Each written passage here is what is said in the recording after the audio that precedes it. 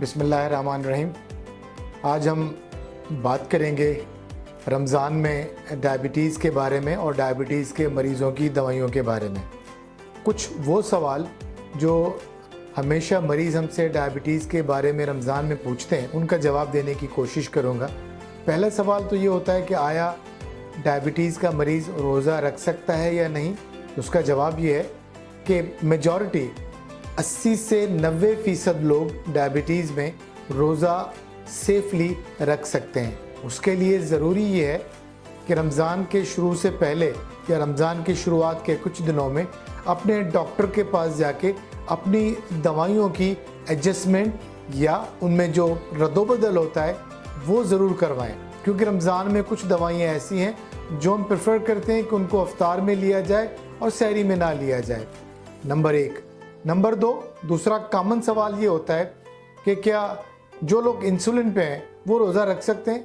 उनके लिए भी यही जवाब है कि जी बिल्कुल, मेजॉरिटी जो लोग हैं जो इंसुलिन लगाते हैं वो भी रोज़ा रख सकते हैं, लेकिन उनके लिए भी ज़रूरी है कि वो भी अपने डॉक्टर के पास जाके अपनी इंसुलिन की डोज सेट करवाएं कि जी इंसुलिन सहरी में कितना लगाना है और इफ्तार में कितना लगाना है।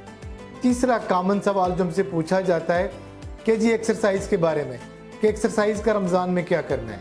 तो उसका जवाब ये है कि आप एक्सरसाइज रमज़ान में कर सकते हैं, लेकिन यूजुअली इफ्तार के 2-2.5 घंटे के बाद। लेकिन इसमें ये ज़रूर गुंजाइश है कि जो लोग तरावियाँ पढ़ते हैं उनके लिए मेरा ये पैगाम है कि उनके लिए रमज़ान में एक्सरसाइज माफ़ है कि तरावियाँ में आपकी इतनी एक्टिविटी हो जाती है जो आपकी एक्सरसाइज के बराबर होती है। तो अगर आप तरावियाँ पढ़ते हैं एक्स्ट्रा एक्सरसाइज की ज़रूरत नहीं है, लेकिन अगर वो आप नहीं पढ़ते तो फिर इफ्तार के 2-2.5 घंटे के बाद जो आपका रूटीन का एक्सरसाइज है वो आप ज़रूर करें।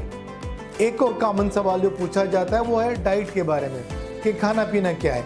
अब खाने पीने का एक मोटा सा जवाब मैं ज़रूर दूंगा कि जी बदपरहेज़ी नहीं करनी। जैसे हम आपको बताते हैं कि चीनी गुड़ वाली चीज़ें ना ली जाएं, शरबत इस तरह की चीज़ें बिल्कुल ना ली जाएं। एक खजूर से रोज़ा अफ्तार करने की आपको इजाज़त है।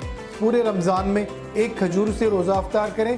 उसके बाद अगर आप जब बैठते हैं दस्तरखान पे तो उसमें समोसे, पकोड़े, मिठाइयाँ, शरबत, इनसे इज्तनाब करें।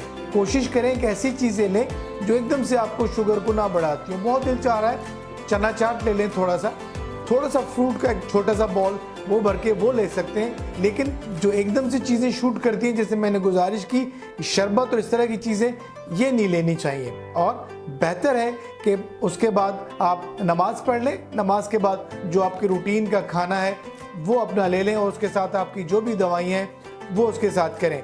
इसी तरह से सहरी में भी बहुत ज़्यादा मुरगन ग़िज़ाएँ ना खाएं, वरना फिर सारा दिन आपके पेट में मुश्किलात, अनकम्फर्टनेस होती है। तो बेहतर है कि सहरी में भी लाइट सा कुछ खाया जाए, उसके साथ जो आपकी दवाई आपके डॉक्टर ने एडजस्ट की है वो ली जाए। ये सारी चीज़ें करके और अपने डॉक्टर के मशवरे के साथ अगर आप रमज़ान में दवाइयों की एडजस्टमेंट के साथ लेके चलेंगे, हमें पूरा यकीन है कि आपका रमज़ान अच्छा गुजरेगा। आखिरी बात मैं ये ज़रूर कहना चाहूँगा कि रमज़ान में शुगर का बहुत कम होना या बहुत ज़्यादा होना, ये दोनों नुकसानदेह हैं। कुछ लोग बगैर डॉक्टर से मिले हुए अपनी दवाइयों को कम कर देते हैं या बंद कर देते हैं। वो कहते हैं जी सहरी में हम दवाई नहीं ले रहे। उससे क्या होगा कि अगर आपका दिन में शुगर बहुत ज़्यादा बढ़ गया, वो भी अल्लाह न करे किसी फालिज या किसी दूसरी मुश्किल का सबब बन सकता है। तो बेहतर है कि अपनी दवाइयाँ सेट करवाएं, एडजस्ट करवाएं, और बहुत कम या बहुत ज़्यादा शुगर दोनों रमज़ान में आपके लिए नुकसानदेह हो सकते हैं। मुझे पूरा यकीन है कि इस छोटी सी वीडियो में आपके कुछ चीज़ें आपको बेसिक समझ में आई होंगी। दूसरा, अपने डॉक्टर से ज़रूर मिलें, अपनी दवाइयाँ एडजस्ट कराएं कि आपको रमज़ान में कोई तकलीफ़ ना हो। आपका बहुत बहुत शुक्रिया।